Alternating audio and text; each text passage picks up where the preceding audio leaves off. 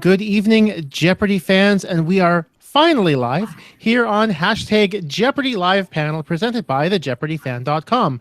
Once again, and as always, I am Andy Saunders, and I will be moderating tonight's discussion.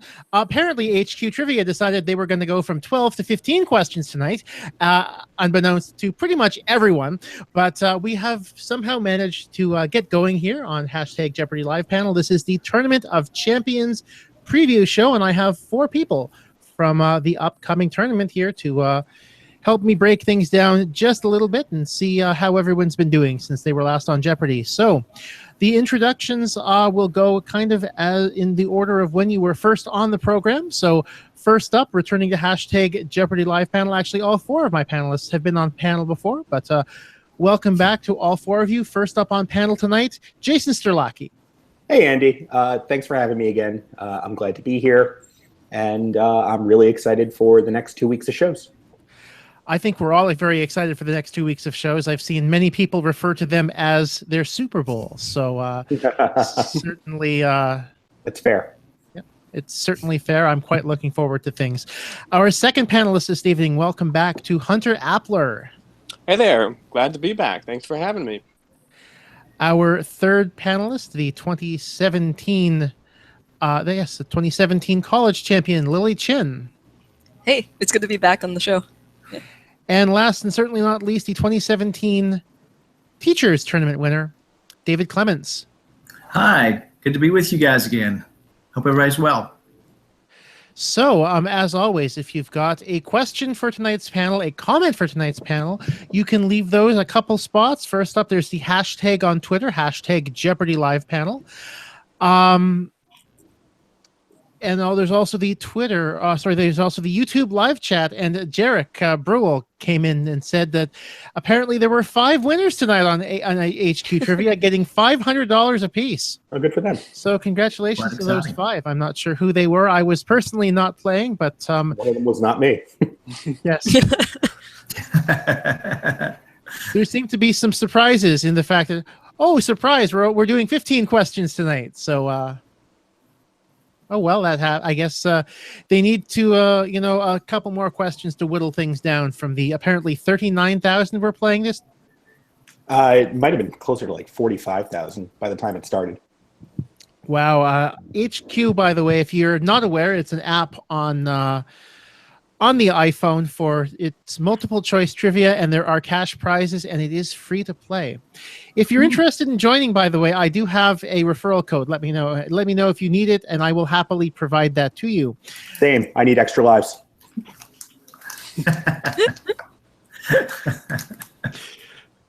So, some comments. First up, there are a few people, no comments actually at this point, but we've got some a lot of people watching, so thanks to everyone who's tuning in tonight.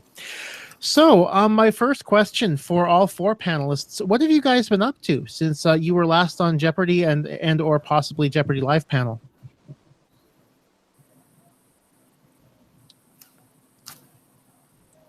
Okay, I'll go ahead. I've been doing a few things. I did some traveling. My wife and I, we never had our honeymoon. Finally got to have one. Went to Hawaii. It was a great time. I'm drinking out of one of my tiki mugs as we speak. But yeah, I did that. I kind of did initially say, all right, I'm going to keep up studying even though I have no idea when the tournament's coming, and that fell off pretty quickly. So I didn't do that. But, a little bit of traveling. I took up blacksmithing as a hobby, and I'm still getting that off the ground. So it was had a good time. Now, Lilly, I believe, if I'm not mistaken, you graduated undergrad, and now you're doing your master/PhD? Yep. So I graduated from MIT in June, and then I'm still sticking around MIT for my PhD in robotics. I guess over the summer, I ended up teaching a class about Alice in Wonderland, and I also did a one-off class about sort of dealing with Jeopardy fame and also how social media is kind of combining with these mainstream forms of media. So the middle schoolers really enjoyed it, and that was a fun time. Yeah. Very cool. Well, I'll go. we haven't really taken a big trip. My check got there right at the end of the school year. So, end of May, 1st of June is not exactly the best time to buy plane tickets for the summer trips. So we're saving that and trying to be a little more frugal when we can go about half price to some of these places. So still planning to go to Chichen Itza in Mexico and maybe Belize with the family trip and stuff. And so we're looking to do that. But the funny thing for me about this summer is that in the 3 weeks right after I had won the teacher tournament, my wife traveled tremendously. She was in South Korea. She was in Jacksonville, Florida. She was in Orange County, California. She went to Pennsylvania and then was home a week and then went traveling again and with her business work. And so she kept telling me and calling me and saying, David, I went out to dinner with my mother. I went out to dinner with my aunt. I went out to dinner with these colleagues. They all wanted to know about Jeopardy, and I'm there driving through Chick-fil-A, with my daughter on the way to some meeting or something like this. And so if we're back here at the house or we're cleaning the house or working the garage, I'm like, it happened to me. So that's the funny thing is my wife's had many more conversations about Jeopardy than I have about it with others, because we got out of school. Well, actually, I won. Then we had 5 days, then finals, and then we were gone for the summer. So I've been on a mission trip with my church youth group, and got to go to Arkansas one weekend, and. But I did study though. I did study this summer. I played Jeopardy every day and played Wii Jeopardy and played Quiz Up and stuff and practicing for the tournament champion. So. And I think you haven't really shared, Jason, what you've been up to. So. Oh yeah. In the last year and a half, I've gotten myself really involved in like the greater trivia community. It turns out, when I was first on, I had no idea that it existed. So I got to go to Kona in Vegas. That was a ton of fun. I'm teaching 4th grade now. This week, I'm going to be appearing on this amazing podcast called Complete the List. Cannot wait. Very excited for that to be released. The host is really funny. I've just been really busy. It's the best way to put it. One other thing I was going to add in too is that my all the teachers from the teacher tournament got to be really close, and I've either had in my home, I've had at least 4 or 5 in my home since the tournament in May, and I've had lunch or dinner with 3 others since then. So I've actually gotten to see a lot of the teacher tournament people since then, and we have plans to meet at Geek Bowl in February if we want to throw down the gauntlet for that, and then planning to do maybe Tacoma next summer in Vegas too. So we're looking ahead to that. Very nice, very nice. When I was visiting grad schools, so I actually ended up going to Stanford, and I also visited the Naval Academy, so I got to hang out with Gary and Viraj. And then I also stay in touch with Mari. Turns out we have a lot of similar humanities interests, and we also have guinea pigs, so we share a lot of pictures back and forth. Very nice, very nice. So how has, I know you've touched upon this a little bit with, the sort of what you've been up to, but how has Jeopardy kind of changed your respective lives since you were on the show? Anything else you guys want to add on that specific front? Like I said, really involved with trivia now. I've made a lot of really great friends from basically across the country as a result of being on Jeopardy, from Jason Hess down in Texas to Mara Apostle and Idris Mercer, and just you name them, I've become friends with people. It's really great. Just have this community.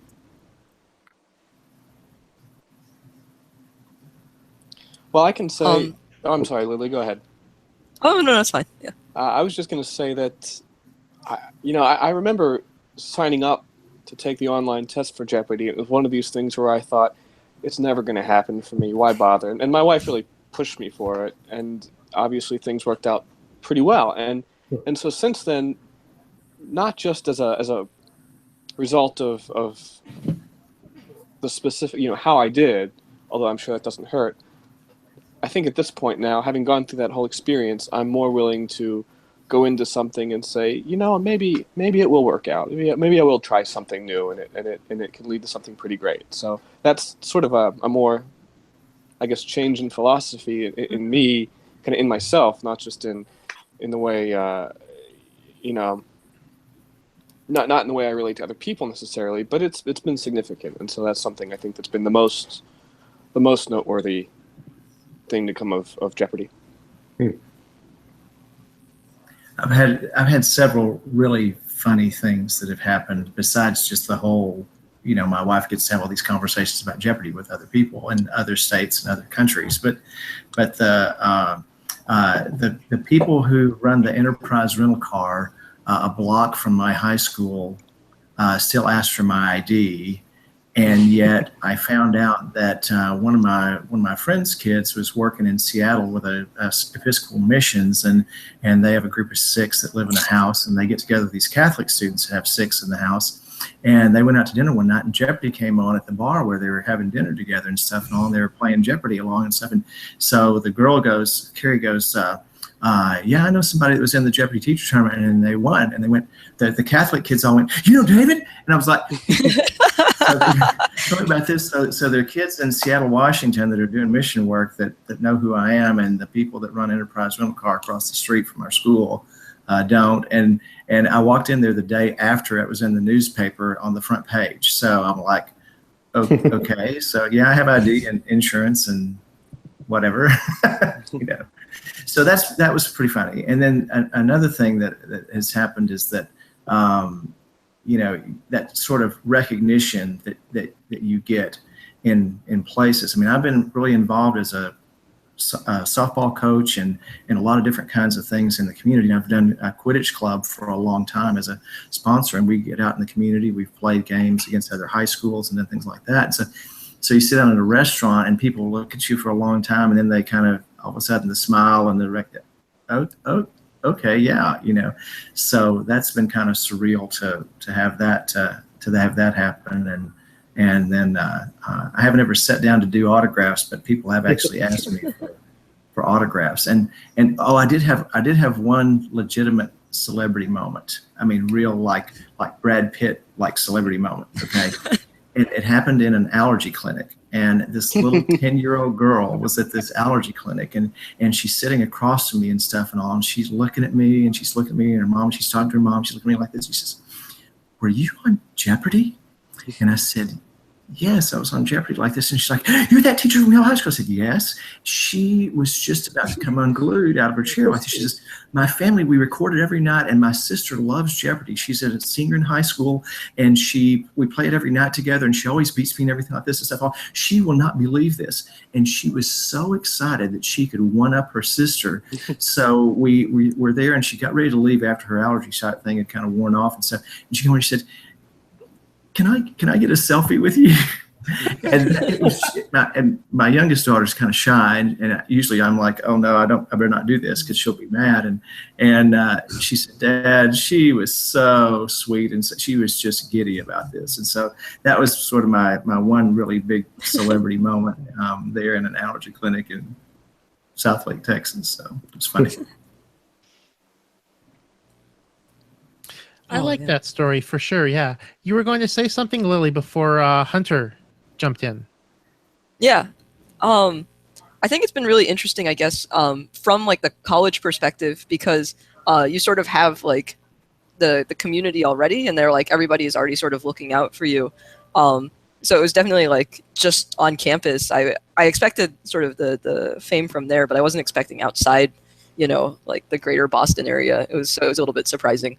The other thing that was cool was that I did media studies as my minor in at MIT. So I ended up doing like a lot of analysis work on sort of like what does it mean to have fame in the internet era and things like that. And this is sort of like a side thing from my usual work about video game studies. So I ended up sort of presenting that online through like a gaming streaming service, and then like people from around the world actually started following, and now I like stream video games to Scandinavians, which I didn't realize until they were like, "Hey, can you move your hours because it's 3 a.m. in Denmark right now, and I don't want to stay up this late." So at that point, yeah, I thought it was crazy, just like just how much connections of people sort of blow out just from this one TV show. Yeah, yeah. Just as a purely personally interested follow-up question, which games do you stream? So I stream Shenzhen.io, which is a game about engineering in China. It's basically like my day job, except in game form. But I also stream on Sundays. I stream more of like a variety show, and they're more artsy games. So like the Stanley Parable, The Witness, Antechamber. And I have another one of my friends who does media studies, so we'll just like play on the couch and just sort of like make connections to film, art, other big things. Yeah. Okay. That's pretty cool. That is pretty cool for sure. So now let's get into talking about the tournament a little bit. How did you guys sort of prepare? Because I mean, obviously, for three of you, you've been in it. You knew that after having won your tournament, you were going to be in the Tournament of Champions. I mean, and I mean in Hunter's case as well. Having won a half a dozen games, it was reasonably certain that you were going to be in the tournament as well. So how did you guys prepare for the Tournament of Champions?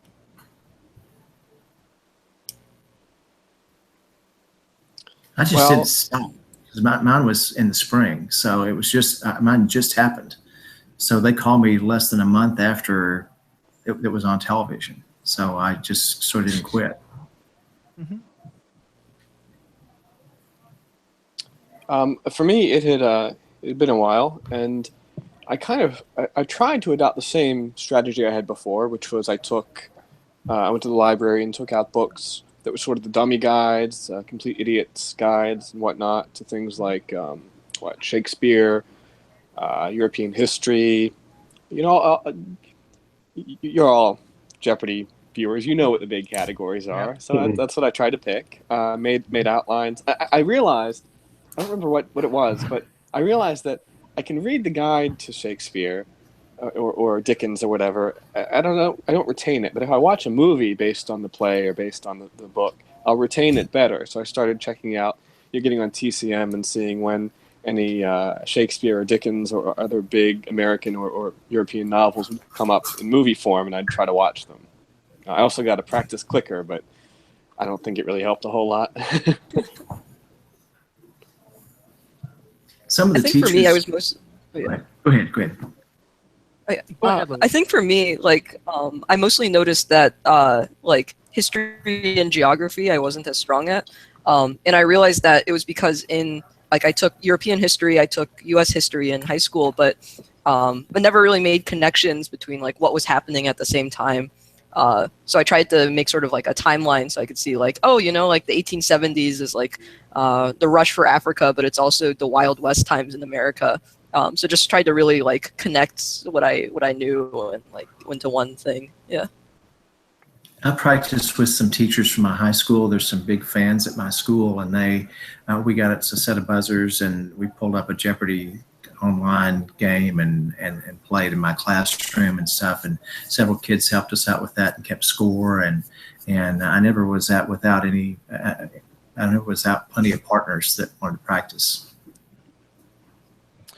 And your preparation, Jason? I did a lot of Sporkle. I mean, that's what I always do. Read some books about art, because I know my weak categories were art, opera, classical music, ballet, stuff like that. So I tried to read up on some high culture, but mostly just standard Sporkle trivia stuff that I always do. Okay.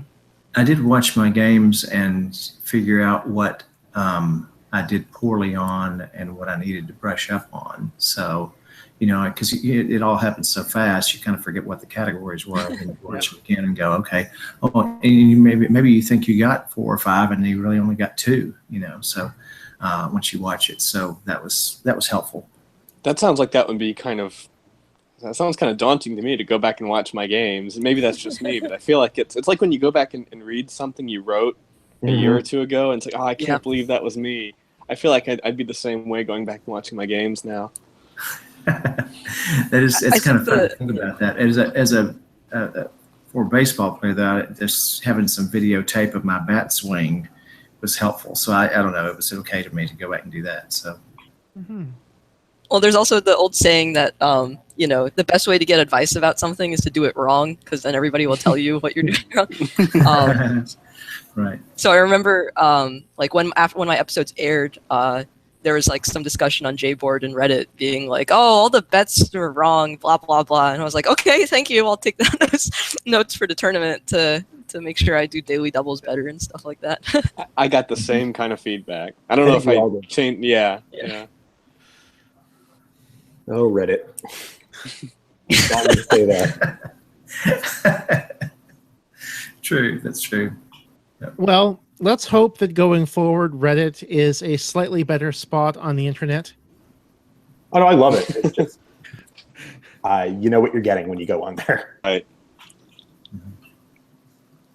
Well, I mean, they in the aftermath of a whole bunch of rather, toxic things that went on to that subreddit a couple of weeks ago, the moderating staff actually added me on as a moderator a couple of weeks ago. So it's my hope that Reddit will be a slightly less toxic place in the future.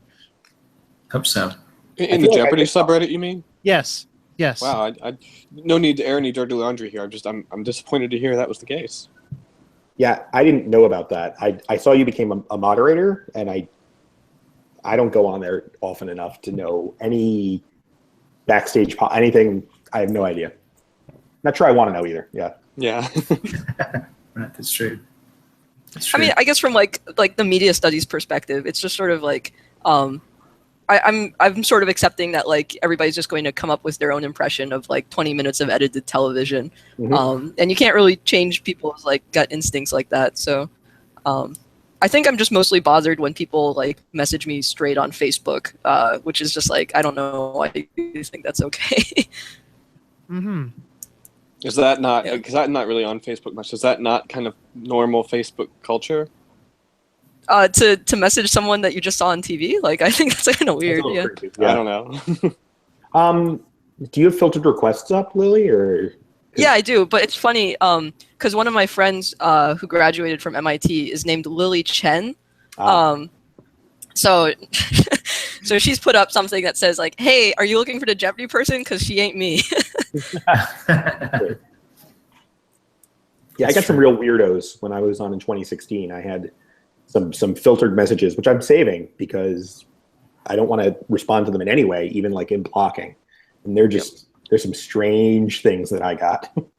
So I guess I must be really naive because I did get on Facebook when my episodes aired, and people were contacting me. And I just kind of thought, oh, this must be what's normal, but I guess it's not.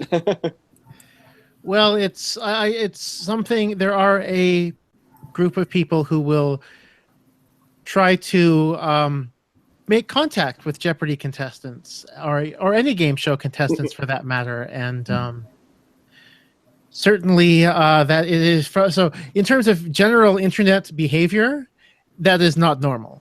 Yeah. I was very fortunate. Man, maybe it's because it hasn't been on that long and all long ago. But I got contacted by a student at a college in Ohio who heard me talk about the lesson that I was doing with my kids, where we do a mock congress in my classes, and he was really blown away just in the interview that I gave with Alex about that. I mean, just a minute, basically description of this thing, and he contacted me and wanted to know more about it. And he said he was a student teacher and he was looking for a job, and saying he wanted to try this in his classes, and so he and I got in touch with one another, and I shared that idea with him and more fully, and he tried it out in his classes, and he was like, "This is fantastic." He said, "I appreciate it." So that was a positive thing, and so I haven't had too much of the negative. That's good then. Yeah. I've had positive interactions. I think one I really liked was someone found my email, and so they emailed being like, "Hey, do you play video games?" And I was like, "Yeah, I do game studies and things." And then like the next day I got an email and it's like, "Hi, I'm this kid's mom. Like I keep telling him not to play video games." And I said like, "Oh, Lilly probably never played video games." So it was like some 12-year-old kid who was very determined to prove his mom wrong. Oh my goodness gracious! Wow. Yeah. Yeah, you got to be. I mean, as a school teacher for 20 years, you got to be really careful about stuff like that in the classroom because you never know what you say, and the next thing you know, it comes back to bite you on the butt. A parent, or you're like, you said, what? I mean, no, I actually didn't say that. So, so it's nuts. I had this thing where I got a really angry email back from a parent, not about Jeopardy, but just from something I said in class to a kid, and I didn't actually say the thing that they thought. They just misheard me, and this guy just emailed me and just chewed me out one side and down the other, and I was like, this is actually what I said. He sort of went, oh, never mind. He just excoriated me on the internet. I mean, not on the internet, on the email, and stuff. And I was like, so yeah, thanks, buddy. So, my next question for you guys, So, how different is the Tournament of Champions experience from either, in the case of Hunter, from regular Jeopardy, or for the case of the other three who have been through a tournament already? How is the Tournament of Champions different from, say, a college championship or a teacher's championship? And also for Lily, Jason, and David, do you think it gave you an advantage having played in a tournament setting already? Well, I'll say that the big difference for me was I knew 13 of the 14 people I was facing, at least a little bit, going into the tournament. Like, David and I had talked a bunch of times before. I was friends with almost everybody on Facebook, and I'd seen everybody's games. The only exception, of course, was Austin.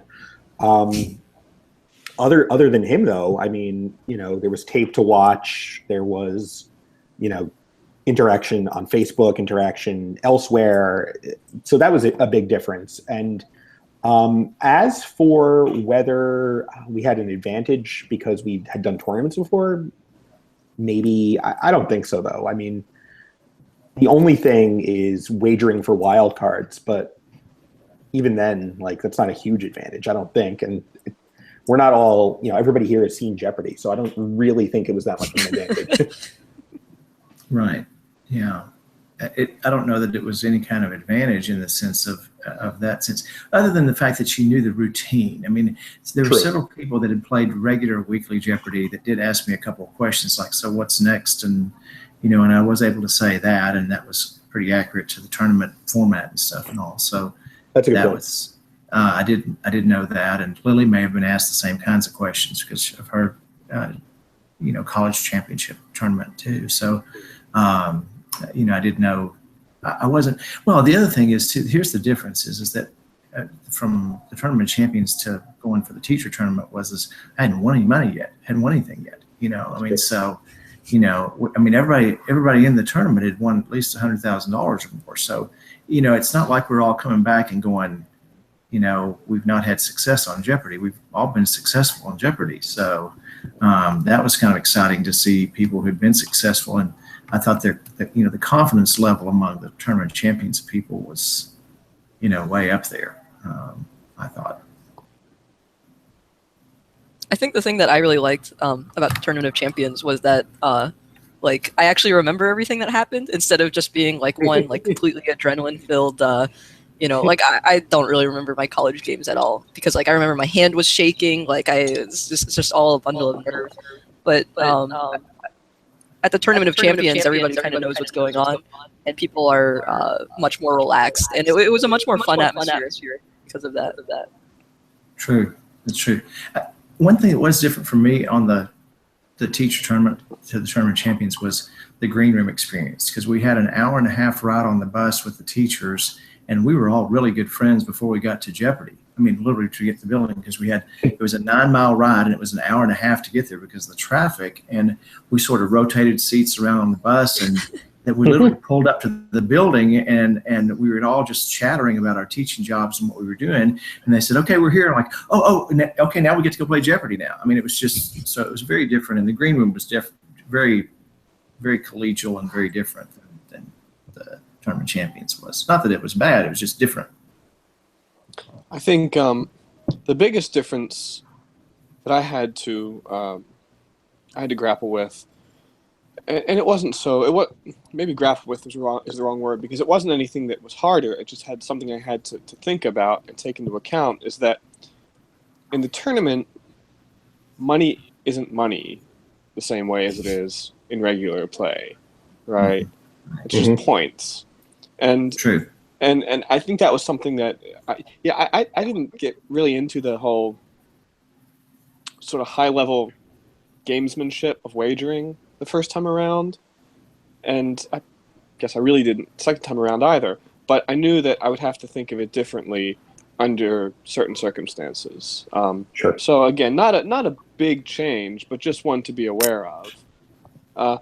Also, I'm not sure if this is anything intrinsically different in tournament play versus regular game play, but certainly with Tournament of Champions play, I felt the pressure was a lot higher. And I know some people felt like, oh, it was lesser because you've sort of proven yourself already and you're up against people who are known high performers. So, you know, it's there's no shame in being beaten by the best and whatnot. But I know going in, I felt, oh gosh, these people are all really good. My chances are much slimmer. So it's just it's a psychological effect, but that's something I noticed. Sure. So, you guys obviously, got there into the, the hotel, the bus, the green room. What was your reaction like when you realized who this 15th person was that you'd never met before, that being Austin? And what was your reaction when you found out exactly that he had won 12 games and $400,000? Holy crap. Yeah, that's exactly what I was going to say. When he introduced himself and walked over and he was like, "Oh, I'm Austin Rogers." I'm like, "Oh, how'd you do?" It's like, "Yeah, I won 12 games." I was like, "Oh, okay, that's a lot of games. I won $400,000." And literally I was like, "Okay." That's a lot of money for 12 games. It was a lot of money, period. It was almost as if we'd gotten on the bus and they said, "Oh, by the way, Ken Jennings is playing in the tournament with you guys." It kind of felt that way for a second, yeah. For a second, it was kind of like, oh, because he was 5th on the all-time money list before we ever left the hotel. That's kind of staggering. I sort of thought when I heard the amount and the number of games, I thought, wow, that's amazing, of course. But at the same time, I already knew I'm here with the best.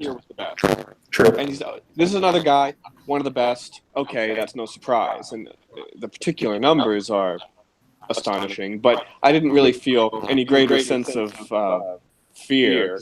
I already knew, without knowing any of the numbers, you're one of the best. This doesn't really change anything for me. Okay. Yeah, I don't know. I think part of one of the big differences for me was that, when I did the college tournament, I was just thinking like, oh, like everyone is sort of like in college, we're all kind of in this together now. But then like when I came to the actual tournament, I was like, oh, like, like Seth won 12 games and like, oh, Buzzy and Andrew were like neck and neck with each other. And I was just sort of struck just even by like the height difference, right? Like I'm only one of 2 women in the tournament, and I'm 5 feet, which is pretty short compared to everybody else in their suits.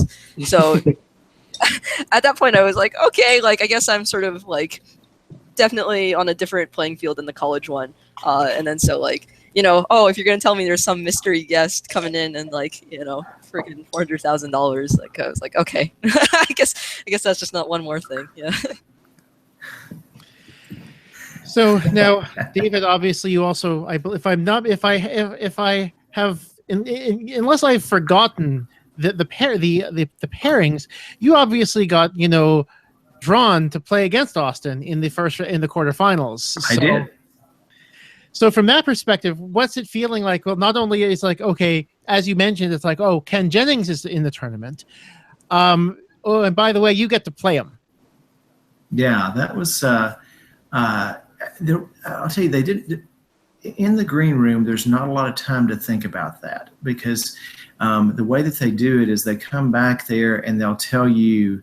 Basically, they walk in the door before you go out, and they just name 3 people, run do makeup, and then come on. And so basically, I went back to touch up makeup after that, and then we all lined up and walked out the door, and that was all about 5 minutes, and then we're standing at front ready to play. So there really wasn't a lot of time to think about that part of it. And I did find this about when I played in the tournament, since I play at home and I play by myself and I practice at home by myself, I don't really. I've heard other people say they were really self-aware of the other people that they're playing. And I really wasn't. I mean, I'm just focused on that board, focused on the buzzer. Obviously, I know when I don't get in that somebody else is buzzed in, but I didn't really notice Alan or Austin, either one, when we were playing, because I was just so focused on next question. Okay. That's really good. That's That's just actually, me. No, that's a really good way of putting it, for sure. I mean, that's certainly that's certainly the best way of trying to play Jeopardy is, get all the previous questions out of your mind as best you can and just focus on the one you're about to answer. And can I toss this one other thought in here about that too? Of course, yeah.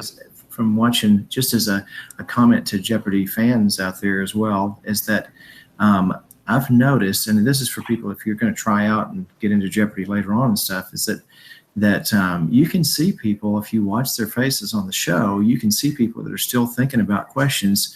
2, 3, 4 questions have gone by. And I look at somebody's face and I'm like, look there, and they'll be out of it, and the game moves so fast. And if you get on the show, you can't think that way. You just can't. You just have to just bang, bang, bang, and move on. And I see people lose games because they go through periods where they just zone out because they're still thinking that I really thought I knew that one question right there, and you can't. You just can't. You just got to go on. Absolutely. That's absolutely 100% for sure. That's absolutely correct. I mean, and y'all watch sometime. I mean, you can see people's faces when they're thinking about that one question they just missed, and it's 2, 3 plays down the road. Sure.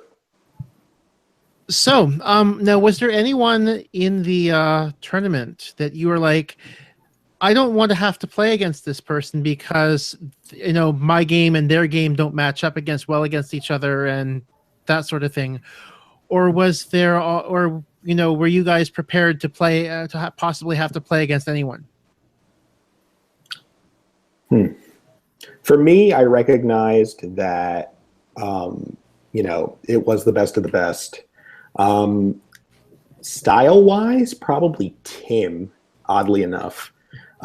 He plays a really deliberative pace compared to the way I play, and I guess also to an extent the way Lilly plays. I like to, bang, bang, bang, bang, bang, get through as many questions as possible, as quickly as possible. And I thought that if Tim had decent control of the board, that it was going to be a train wreck if I had to face him. No spoilers, but that was a concern of mine. Oddly enough.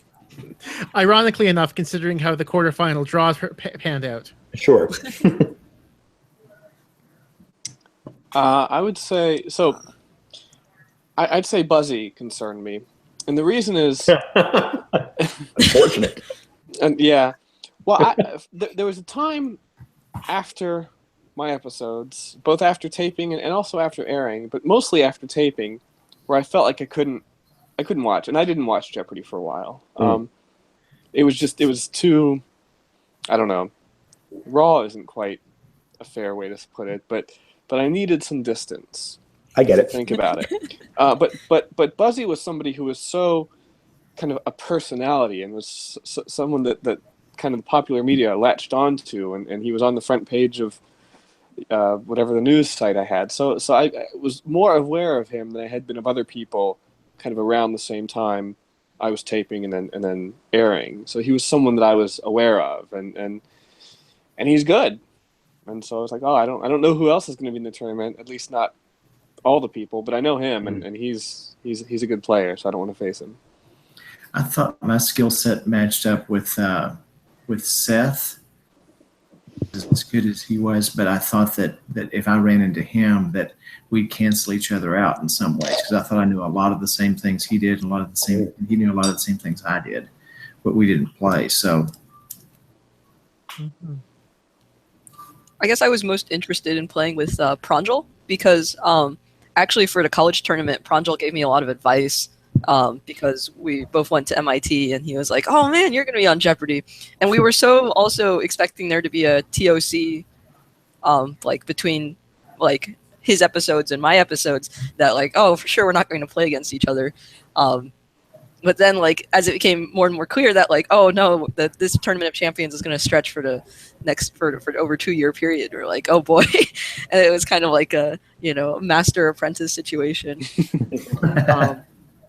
Yeah, so that was the matchup that I guess I was most excited for. Yeah. Okay.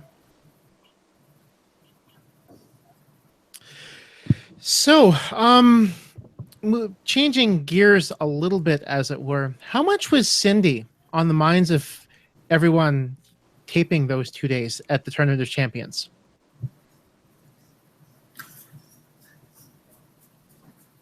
I'd watched her episodes recently, and I really appreciate the way Jason put together the ribbons, and that meant a lot to me to get to wear that for her.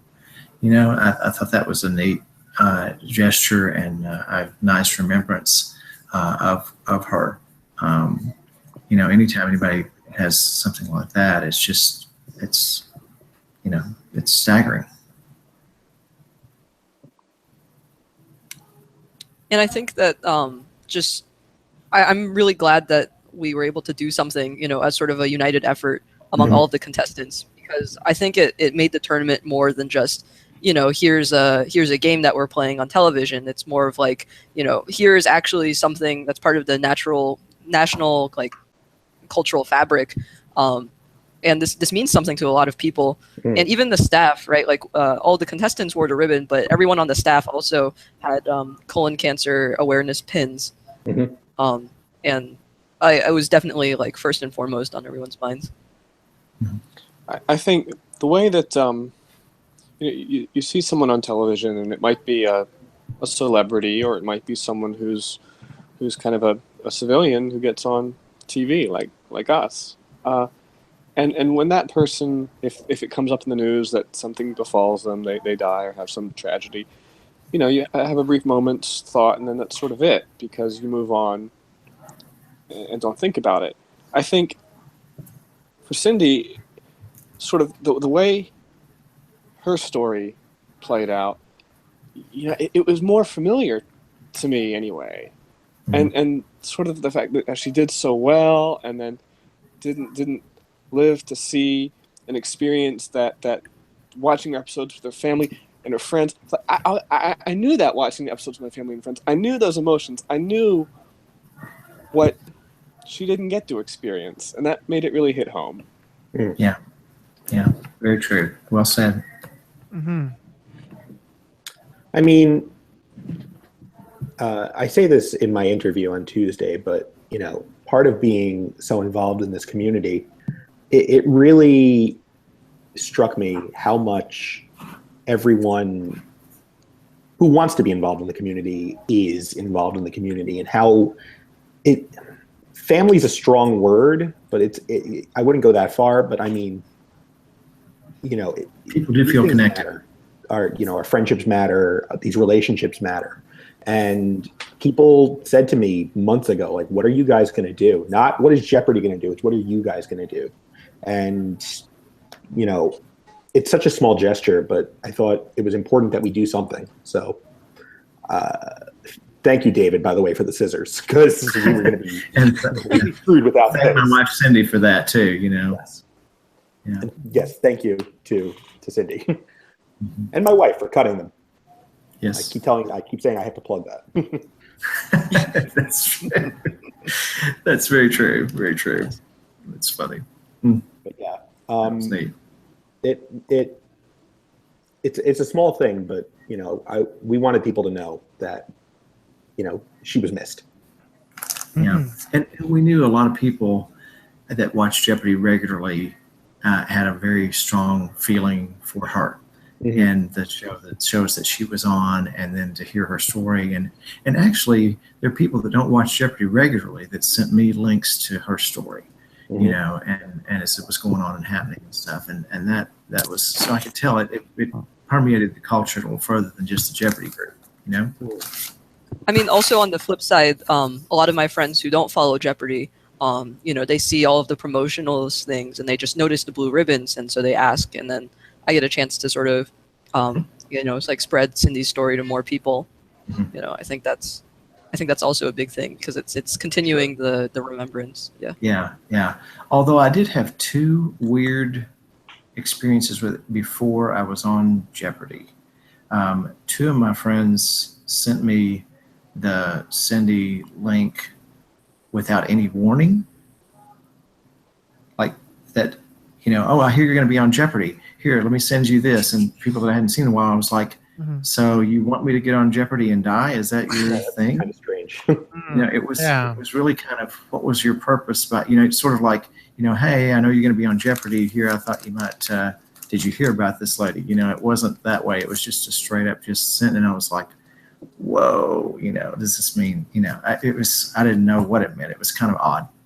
That was, maybe that may have been the most negative thing about the whole my getting on Jeopardy deal, was that was just from 2 people that I really know really well. It was just such an odd thing. I don't know if they were jealous or what, but it was just strange.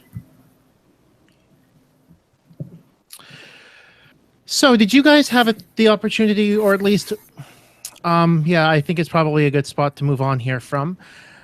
Did you guys have any thoughts as to what you thought the wild card cutoff would be for the quarterfinals? And are you willing to share that with the group at this point? Yep. I read Final Wager. I also read the Jeopardy fan. And so from Final Wager, it says 11,000, and from your website, it says 13,000. And I looked at past games, and it was pretty close to that. And I was like, I'm not going to push it. So it was I looked at the data. Yeah. I thought 15,000. Just in my own head, I hadn't looked up anything, but I was just guessing it might be 15,000. I thought this was a good field, so I was thinking around 14 to 15,000. I was just sort of, I hadn't done any research, but I was assuming around 15,000. Okay. So that, I always find that kind of that interesting, just in terms of seeing where, or at least knowing what the contestants kind of had in mind, and seeing how that might play out, especially if Final Jeopardy happens to be harder or easier than normal, and the main games seem to be harder or easier than normal. So that'll certainly be something that'll be fun and interesting to watch over the next week, to see how the wild cards sort of play out. So I've got a question here on the hashtag from Jarek Brule for Lilly. Can you go into more detail about the burrito named after you?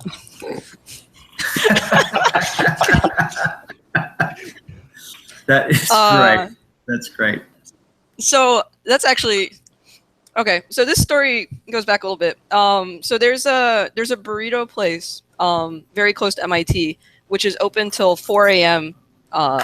Like most nights, and then 2 a.m. weekend nights. And so if you're working late, this is where you go.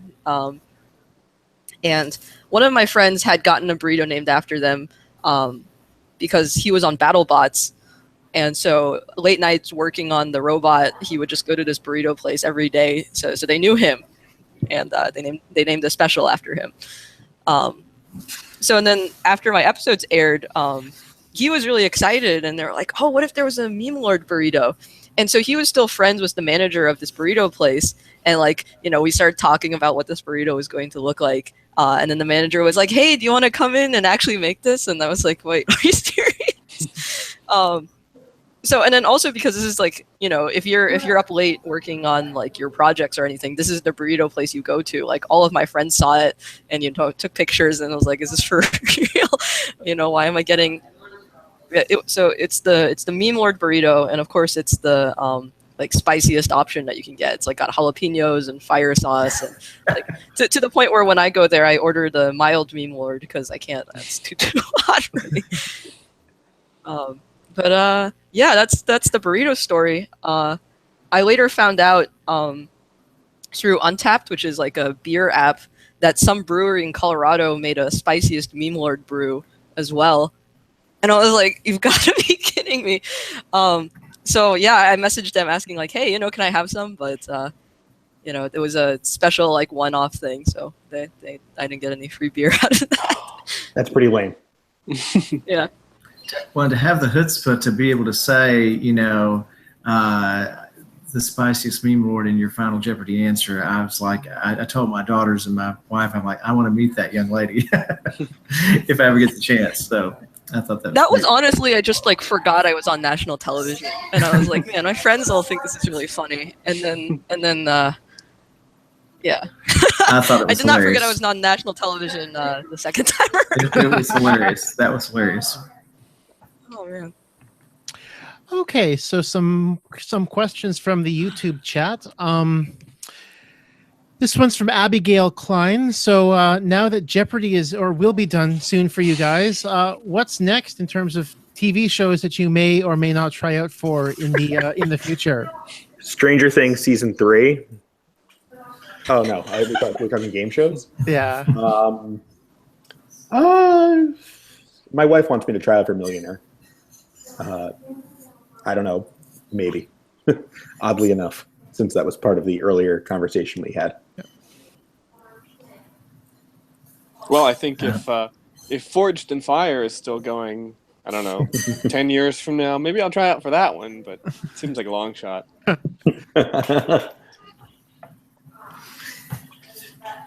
Maybe Millionaire. I don't know.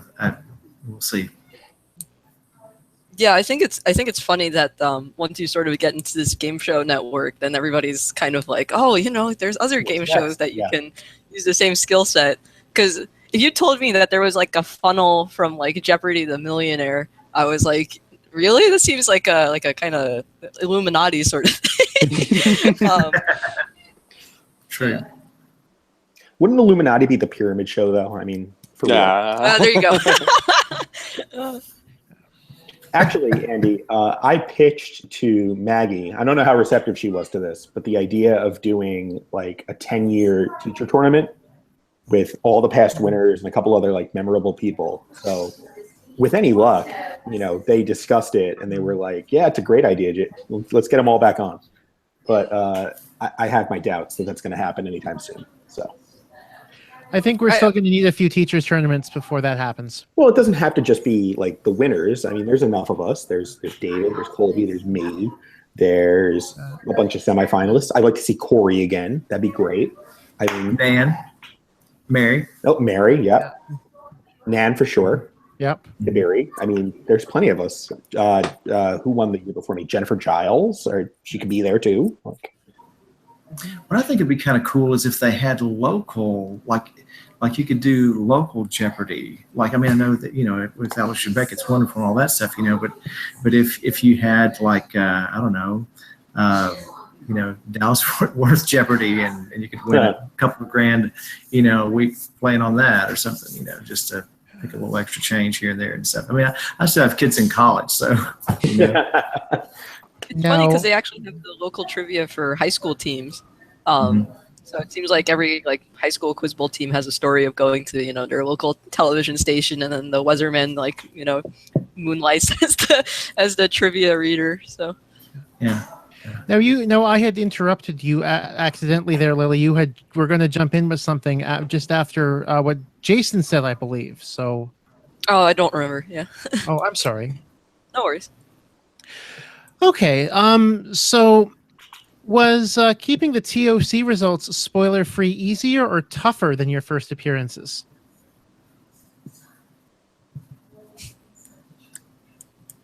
because now everybody knows that you're going to be on there. So yeah, like ideally I would have just stayed at my house on my episode. But like my lab wanted to come see it, like, you know, all of my friends and wanted to come over, and so I had to, you know, like get a classroom and have a big viewing party. Whereas I'd be much happier just like sitting on my couch. Yeah. My schools had 4 watch parties for the teacher tournament. We're having one on Wednesday night for the tournament of champions. So there'll probably be 200, 250 kids in a big room with us watching and seeing what's happening, you know. So, and CBS 11's coming over from Dallas, and the local newspaper is going to be there too. So, but that's something that the school has a kind of a big PR person. So they've kind of made sure that we've done something like that each time. So it's been a very positive PR for Keller High School, you know. So that's nice. The biggest difficulty I had the first time around was with my coworkers, but I used to work in an office, and I've since moved to working from home most of the time, so I don't have to deal with them anymore. But I don't know. We had like a big viewing party at the office the first time, and I'm hoping they're still going to watch. I'm actually going to be on a plane when my episode airs, so I'm not going to see it. But hopefully, at least some of my friends, family, and coworkers will still watch. I've been able to keep my mouth shut. People have been asking me, but it's not as furious as it was for the teachers tournament. So at least I have that. True. I think it's also partly you get practice from the first time around. Yes. To like, stop bothering me. Yep. You know, one thing that's funny about that was that the CBS 11 people back at the 4 times in the spring, they kept talking about my poker face in all the interviews and everything else that they did and stuff and all. And same thing for this fall. And the teachers have started commenting about that and stuff. And I'm thinking, I don't play poker. Maybe I should, you know. It's so good, you know, if nobody knows what I think inside, then maybe I'll study up on that. That's maybe my next thing, you know. So we'll see. I suppose I'd have to start the gambling to do that, though, wouldn't I? Yeah. So this one is from LM on the YouTube chat. Lights or no lights? And did you guys model any facets of your play from any contestants from the past? And if so, which ones? And so lights or no lights, obviously, with regards to bringing in the lights around the board. Do you wait for the lights, or do you go off Alex's voice? Alex's voice. Voice. I mentioned earlier that I had a practice buzzer, and doing the practice buzzer, I'd been practicing based on essentially a light, and it wasn't long into my the episode that's going to air tomorrow that I realized I can't keep going based on a visual cue. I have to go based on Alex's voice, and I think that's the way to Alex's go. voice. I think that's really interesting that all the, there's pretty much, everyone feeling, okay, I've got to go off Alex's voice. Yeah. No, that's true. I mean, since they have a person that releases it and pushes that light button, They're it's based not on just, voice. Yep. yeah, so. But I mean, part of it is also that Alex's voice is just so steady, like going through the questions. When I played mock games with people at home, that was one of the hard things actually, is that their voice wasn't steady. They would sort of like read some parts fast, or they'd like, want to kind of comment and jump in on things, and just actually keeping sort of a cadence and keeping the game going as well as he does. I mean, that's 30 plus years of experience right there. Mm-hmm. Yeah, he's extraordinary. Okay, so this question here from Amy Young. With the long delay between tournaments, do you think that earlier contestants had an advantage or a disadvantage?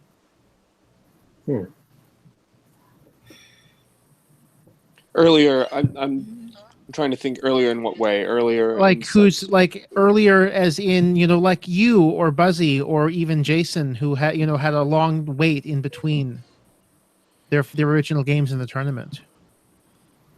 Gosh, I'm inclined to say a disadvantage, just based on something David said earlier about his studying kind of continuing. as I mentioned, I'd sort of intended to keep at least a trickle of studying, so it wasn't, that sort of, they talk about the summer brain drain for students. I'm sure David and Jason can speak to that. And so I'd kind of hoped to keep that trickle of studying going, and it didn't happen. I think if the closer in time between the initial episodes and the tournament, maybe the less knowledge one would have lost. I don't know. Just spitballing here. Yeah, for me, the waiting was the hardest part, to quote Tom Petty. And the advantage is you get to see everybody's games play out, well, again, with the exception of Austin, and you get to like take notes on, not real notes, but like mental notes on how people play and people's strengths and so on and so forth. But it really, you get antsy after a while. Waiting a year and a half was not fun. Yeah. Yeah, I think for me, I was, after finding out that I was going to get to go do a tryout July 15th of, 2016, up till the Tournament of Champions was over, that was 14 months essentially. And so it was, very intense time. I don't know whether it's different because, if we're in Hunter's category where, they call you and then go out, they call you on a Wednesday and you go the next Wednesday to go out on a show. Jason and I got a call in December and said, come in March. So I had 3 months of knowing I was really legitimately going to be on for sure. So that was pretty intense getting ready for it. And then when I won, and sure, like for Jason too, I felt like, well, I know I'm going to be in the Tournament of Champions because that's what you get, Now, so. I just want to quickly interject from my own knowledge here, David. I feel as though regular contestants get a little bit more than a week's notice. It's about a month. Okay. I didn't know. Sorry, because I know a lot of people often listen in with the intent of picking up tips if they're going to go on later, and I just You're wanted right. to make sure Yeah. that... No, I'm glad you clarified that. That was my lack of knowledge there. Okay, so was there anyone that you thought might, have, really take good advantage of their, time between regular play and the tournament and really do a good job of, improving their knowledge? Because I know Mark Dawson brought this up a few weeks back when or just after he was on hashtag Jeopardy live panel here. And at one instance, one person he brought up actually was Colby Burnett, and Colby did a really good job of, improving his Jeopardy game between his teacher's tournament and the Tournament of Champions, which he ended up winning. So was there anyone that you thought, might be a bit of a surprise or a bit of a dark horse in that respect? I feel like it's a little hard to That's answer hard to this say question. before we see Yeah. it. Yeah, without spoilers. Okay, so in that case, I will. I'll wait a couple weeks, and I'll bring that same question up once the tournament's over. Good idea. Fair. Okay, so this one is from Christopher Deneau. Can you guys tell us about some of the extracurricular activities that Maggie, Glenn, and company provided for you and your families? There were Jumbling movies in the Towers? green room, right? Yeah. Yeah. Best game ever. And it was, what was it like? Was it Tumbling Towers? Is that what Yeah, it was? Jumbling Towers. Jumbling Towers. Hours. There's an off-brand Jenga set in the green room. It was a bit of a joke with the college tournament, and it seemed to have also kept up with the Tournament of Champions. Well, it was like Karina said her mother gave it to her or something, right? Yeah, something like that. Yeah. Well, what I remember about the green room was that I watched Planes, Trains, and Automobiles twice. We watched the teacher tournament, and we turned around and watched it again at the Tournament of Champions too. So I really know that movie backwards and forwards. I love the movie, but I've seen it a number of times now. So. Well, it's so hard to find DVDs, I'm sure, at Sony Studios. It's just There's none. take what they can get. Yeah. That's right. That's right. Andy, I don't know how much time we've got. Have you got time for one more story about something that happened connected to Jeopardy that was kind of neat? Oh, yeah, by all means, tell it. Well, I when my episodes were on reruns in August, the end of August and first part of September, because they reran the teacher tournament shortly before the Tournament of Champions, before we left for the Tournament of Champions, I guess to be more accurate. I got an email early one morning from a man in Maine, and he heard on my final day on the teacher tournament that I mentioned a professor of mine at Duke. And it was this professor had passed away 5 years before. And I missed this professor's funeral. It was my favorite professor at Duke. Her name was Dr. Susan Keefe. And she passed away 5 years before, but I heard about it only in the alumni magazine. So I missed the funeral, I missed the gatherings, I missed everything. So I wrote a letter to send to this teacher's family and sent it to Duke and just begged him and said, please, would you mail this to this professor's family? It was I had 5 classes with this lady and just became really close friends with her while I was at Duke. And it was her brother. And his aunts had heard on Jeopardy that I watched me on Jeopardy and saw that I'd mentioned her, and then it spread like wildfire through their family. And her brother found my school, found my email address, sent me an email, and he wanted to let me know, I heard that you mentioned Susan's name. What's your connection with her? And so I'd written this beautiful 4-page letter 5 years before. And when I got that contact, I sat down and I wrote that I recreated that letter to their family. And got to send it to them. And he sent back a letter or an email just within a day after I'd sent it. And he said, listen, I'm typing this with tears rolling down my cheeks. And he said, this letter will be an heirloom in my family. When we get together and remember Susan, we're going to read this letter. And I got to do that because I was on Jeopardy and make that connection. And the fact that they contacted me that way was something else. And he said at the end of the email, he said, not if, but he said, when you come to Maine to go to Acadia National Park, you're welcome to come stay with us. And if you can't stay with us, then we'll have a slice of blueberry pie for you, So it was really a neat connection to my favorite professor at the Divinity School at Duke University. So very cool. That is a really cool story, and I'm glad you're able to share that. Yeah. So, were there any kind of Jeopardy greats in the audience watching the taping? I feel like the entire audience was Jeopardy greats in the crowd. I mean, Brad Rutter was there. Jerome Vered was there. I probably mispronounced his name, but Jerome. Jeff Richmond was my guest, so he was there. Nan Cohen was there. Nan was there. That's right. Carrie was there. Yep. Kerry Green was there. That's right. Scott Bateman and his wife Amy were there. I mean, Vaughn Winchell was there. Yep. Yeah. Everyone was there. Amanda Walker was there. You name it. They live in the LA area or they can travel. They were there.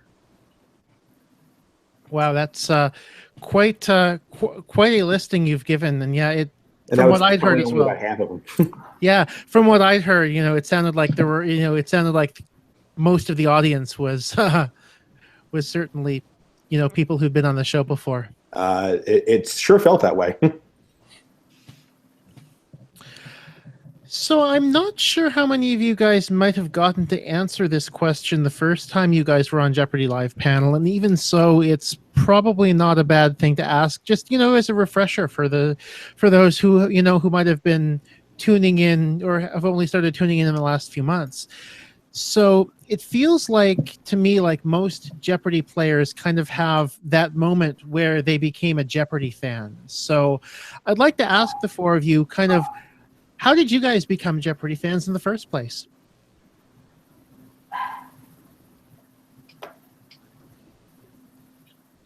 Well, I think I've told the story before. Like I'm sure most of the people who play Jeopardy, I was a kid who liked learning. Didn't always like school, but I liked learning. I liked reading, and there were these eyewitness books. There were these big, white, glossy books about all kinds of subjects, great pictures. And I was a little kid. I I actually went back and found the question so I could pin exactly how old I was, although I've forgotten. But I was a little kid. I was at my grandparents' house, all by myself in the room, watching TV, watching Jeopardy. And the final Jeopardy question was about the Star of India, this gemstone. Mhm. And I remember I had read about it in this book, and so I knew the answer. And I was so proud of myself. I was this little, probably, I don't know, 10-year-old kid. And I think I didn't watch Jeopardy constantly thereafter, but I always liked it and always watched it when it was on. And that kind of carried through the years until my big day. Very nice. Very nice. For me, it started when I was a little kid. I got fascinated by trivia and by reading and by learning. I want to say that one of my earliest memories was my grandparents sitting me down and watching Jeopardy with me when I was like 6 or 7 years old. So we're talking like 1990, 1991. I played Jeopardy on the NES pretty much nonstop as a little kid. I wasn't very good at it. But, you know, obviously over time I got pretty good. So it became something of an obsession. I have the oldest story. So Lily, you want to go and then I'll tell sure. you. I had also done a lot of trivia, like quiz bowl and things, even in like elementary school. But I don't think I was ever particularly like Jeopardy as like one thing. It was just sort of like as a whole thing of like trivia as a cool sport. So like even in college, I would like get my friends together across the country and be like, hey, do you want to play Proto Bowl? Which is just this online like trivia thing you can play just like Quiz Bowl. And we would have these parties. We would just go on there and, you know, answer trivia questions together. So when my RA in my dorm had gone on Jeopardy and was like, hey, everybody should take the test. I was like, okay, you know, that would be cool, you know, actually answering trivia for money instead of just some glory. And then here I am now. Yep. Yeah. Well, and mine was, I always joke about this because I'm like old. So I just turned 55 in August. But I saw the Art Fleming version as a child. Okay. And then in my house in these little bitty tiny towns in rural Arkansas, I grew up in really in the country in Arkansas. We had libraries that were not even open every day, maybe a couple of times a week. I mean, some of these small places that we lived in where I went to school. But when it was a rainy day, I'd pull out the World Book encyclopedias that my parents saved money and bought for us, and I'd read a letter, you know. So I learned a lot that way. But then with the modern version of Jeopardy, this is neat because Lilly will make a connection to this. I graduated from college in the spring of 1984, and I got my first brand new real life full-time job starting in September of 1984, and I bought cable and got cable hooked up at my house for the first time. I was literally moving out of the dorm into a house for the first time, and so I turned on there, and I don't know, maybe the first or second day there was a commercial on that said, and we're going to restart Jeopardy again with Alex Trebek in the fall. It's going to start in October, so come join up and watch this and everything. So I watched the first Jeopardy episode with Alex Trebek because I had a real job. I didn't have to go home and study at night like I'd been doing all through college, you know. And so I'm like, okay, so I've got free time now, and so Jeopardy became a part of every day. So I actually, I'm not making this up. I've been watching Jeopardy for now 34 years, and I've been a fan. I literally play every day. I record every show and then play it the next morning when I'm doing my morning exercises, and I have my Jeopardy workout routine, and so I literally play this every day. So I've been doing that for a long time. So I love it. It's great. That is great.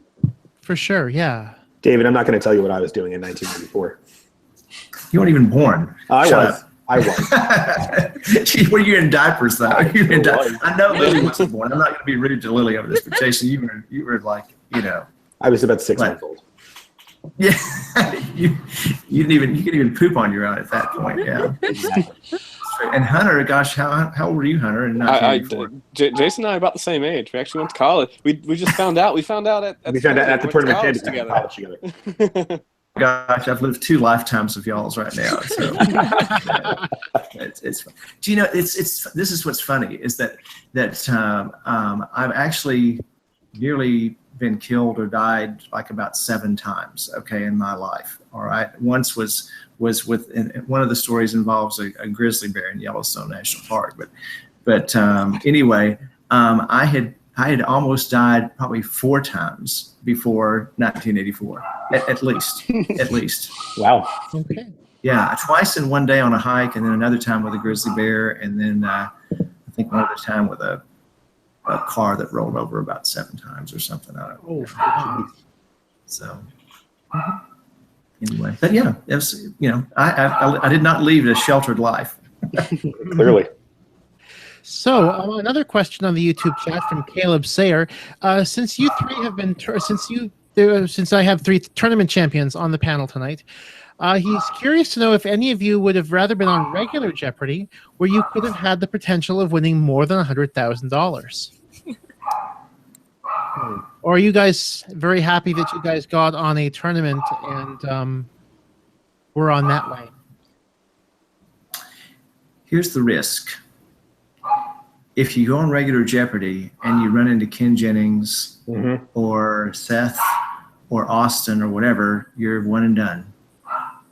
If you're in a tournament, you might be one and done, or you might not. That's true. So if you're a good Jeopardy player, and there are many good Jeopardy players out there, and I've competed against many good Jeopardy players in teacher tournament and in tournament champions. You just want to have a chance to get on Jeopardy and play whatever comes your way. That's right. So I didn't have an option, but I've heard people have had the option, and so but I was glad to do it. I mean, obviously, I'm glad. I mean, I'd like to think that if I had been on the regular show, I could have put up a decent run. I mean, 10 games or something like that. But it doesn't matter. I'm happy to have been on the show, and I'm happy to have had the opportunity, no matter how it happened. There's always the chance that you get that one board or that one opponent or anything like that. So to me, it doesn't really. I'm glad to have been on my teacher's tournament, but either or would have been fine.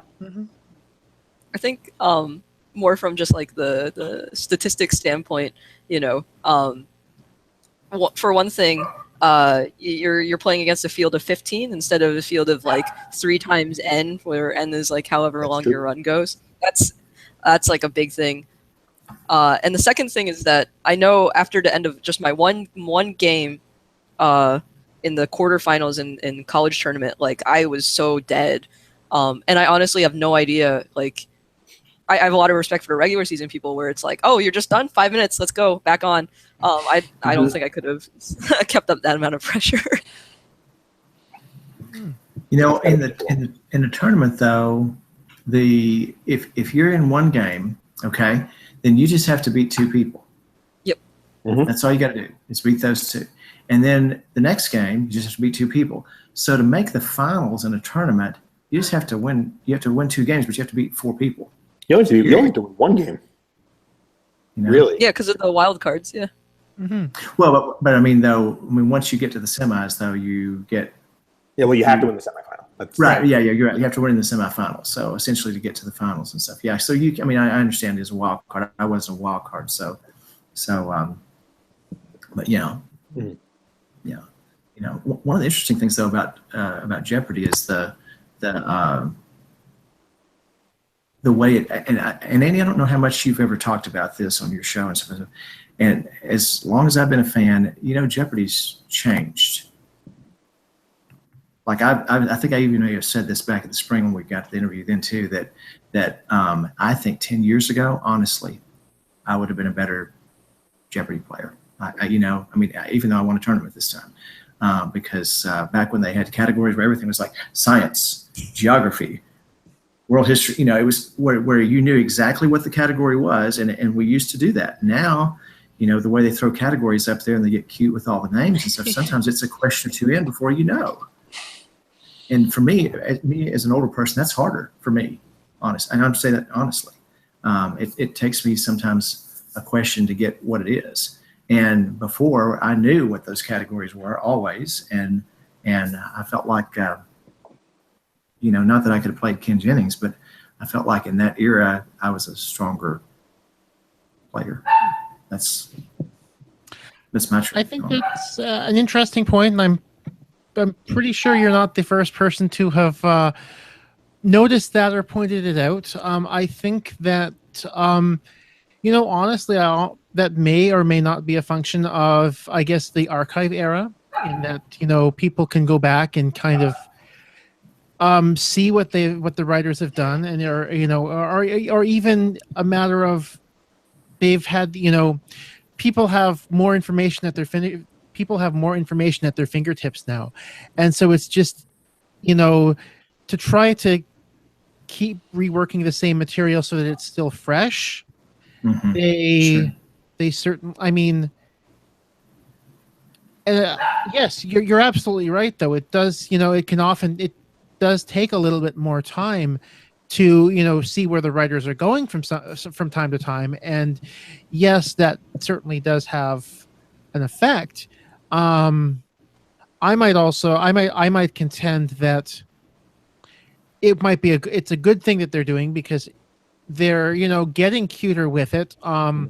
Obviously, I mean, to me at least, you see questions and categories going more viral these days from time to time, with especially with Trebek rapping a music category, for example.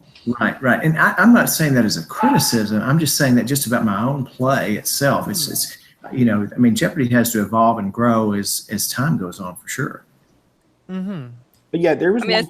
Go ahead, Lily. I mean, I think it was funny. I caught a game recently. I think it was during Nan's run. But the topic was robots, and I was like, oh boy, that's my research. I got really excited. But then it turned out to be like, a robot was like doing something else, and then like they were asking about, oh, this robot does agricultural work and it like picks these fruit or something. And I was like, this isn't about robots, and I definitely feel sort of like the cute theming. It's like,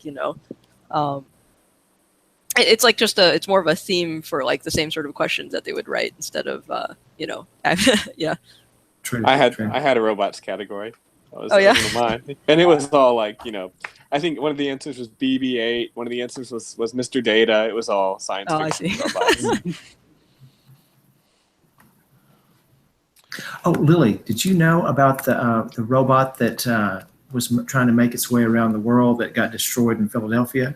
I think we talked about that in the bus. Yeah. Okay. Yeah, you're right. Mm-hmm. So,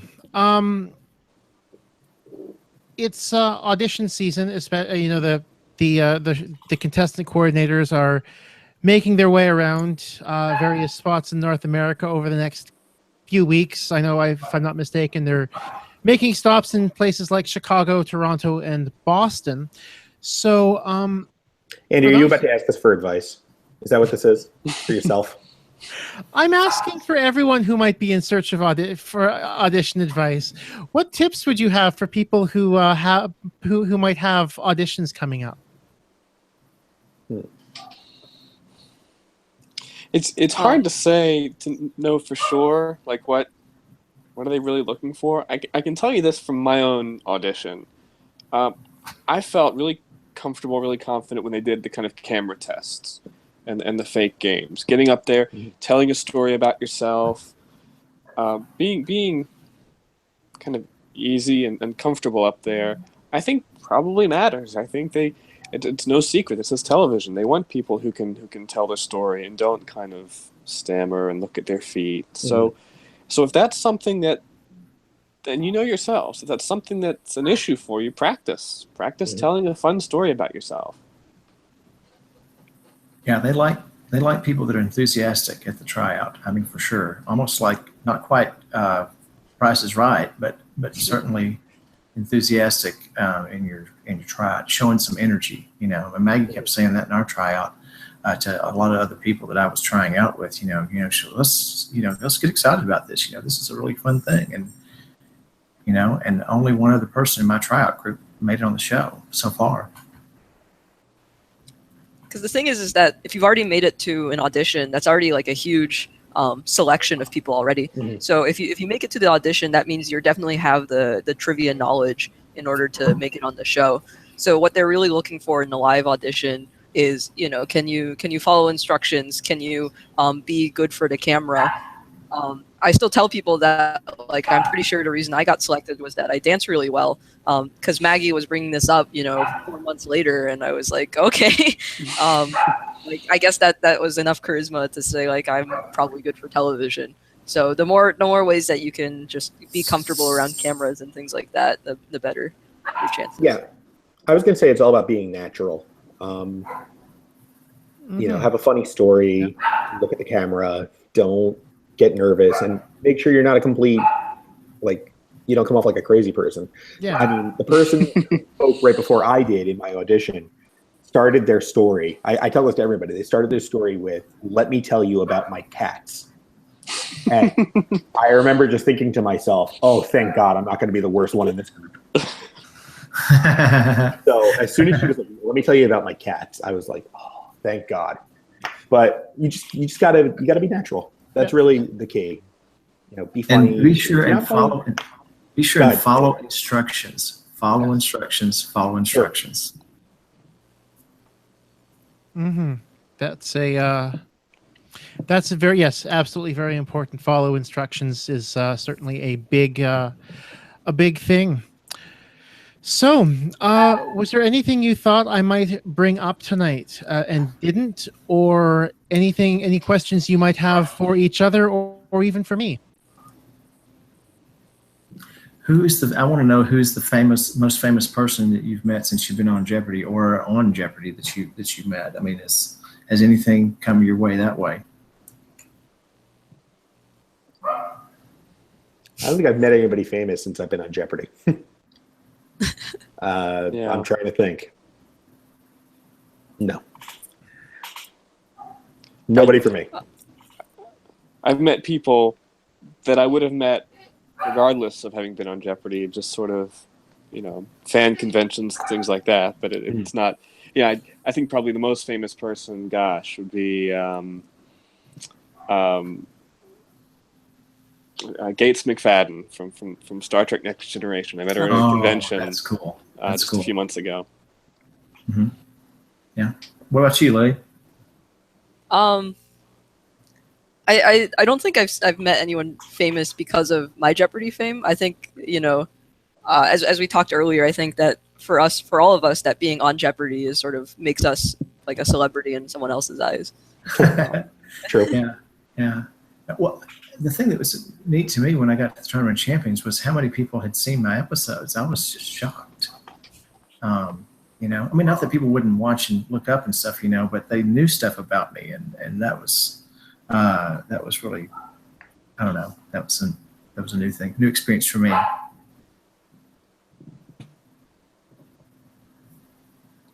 Yeah, I mean, obviously I don't have any firsthand knowledge of that, but I can definitely see where you might be surprised by the number of people that actually do watch Jeopardy every day.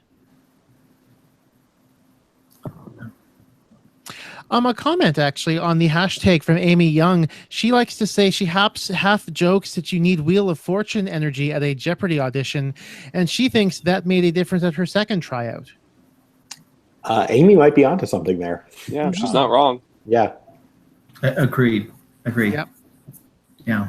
And I guess now that I'm not, now that we've done Tournament of Champions and stuff, I can tell you this. I read an article that said that if you talk to people about your Jeopardy test, the paper test, that's not following instructions, that they don't like that. In other words, when they tell you don't talk about the test, not even to your neighbor at the tryout. And the people that talked at my tryout with each other didn't make it. I don't know if that's part of the following instructions or not, but anyway, I didn't talk to anybody. That's why I sat in the back. I made it. I talked to everybody around me. I was just like, oh man, I don't know. But you're cute, Lilly, though. So you you're endearing to people. You get on there and you endear yourself to Maggie. So, actually, Christopher Deneau came in with another question on the YouTube chat. Is there any sense of melancholy now that your Jeopardy experiences are wrapping up? And how much would you pay out of pocket to play just one more game on stage? I don't know that melancholy is the right word for it. I love Jeopardy. I would like to keep playing, but I don't know that I'd be willing to part with any money to play it. That's the thing. And only if it was one game. Chris, if I won, would I get to come back? It's a real question, because I would think about it then. But I'm not sad, but we'll see how I feel after the tournament's over. Okay.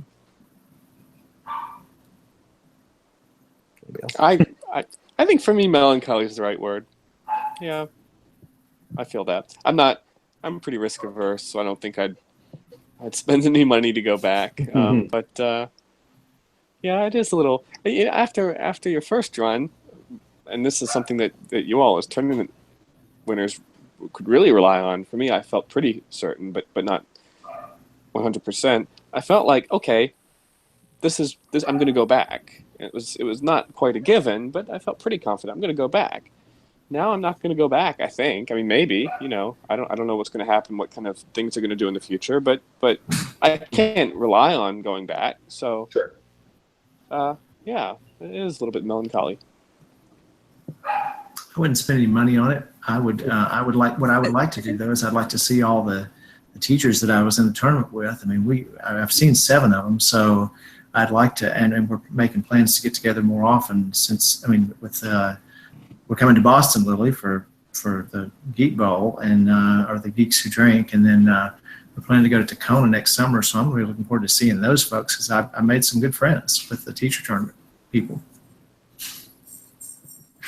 I think the main thing is that it's not really so much about the show itself. It's really about meeting a community of people who all sort of enjoy trivia enough that they would go and try out for the show.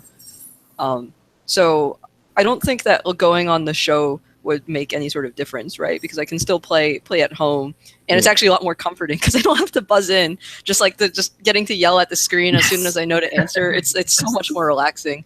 But I don't actually. It's not so much the show itself. It's the fact that I met Maggie, I met Glenn, I met all these people as well as the former contestants in the community by there. So I don't think I think that's more important than the show itself. Seconded. Mm-hmm. Okay, well, this is certainly rivaled some of the longest hashtag Jeopardy live panels of all time at this point. I'd like to thank all of you guys for joining me on the panel tonight, and everyone, including the tournament contestants who decided they would rather just sit back and watch you guys field my questions tonight. I'm looking at you, the one tournament contestant who just piped in on the YouTube chat, but I'm sure there are going to be a couple of more panels here where we talk about the Tournament of Champions over the coming weeks. After the quarterfinals, I will do a panel, and after the semifinals and finals, I will do a wrap-up panel as well as tomorrow night we'll be doing our week in review of last week's games, and then Charles and Kara have all confirmed that for tomorrow night's week in review panel. So that should be fun and interesting. So thank you to everyone to all 4 of you for joining me tonight on the panel, and also to everyone who's tuning in. But thank you again for joining us on hashtag Jeopardy live panel. I'll see you guys if you're tuning in tomorrow night. Hopefully I'll get some of you guys back on the panel again in the next couple of weeks as well. Thank you very much. Have a great night, everyone. Thanks, you guys. Bye. Excuse me. Thanks, everybody.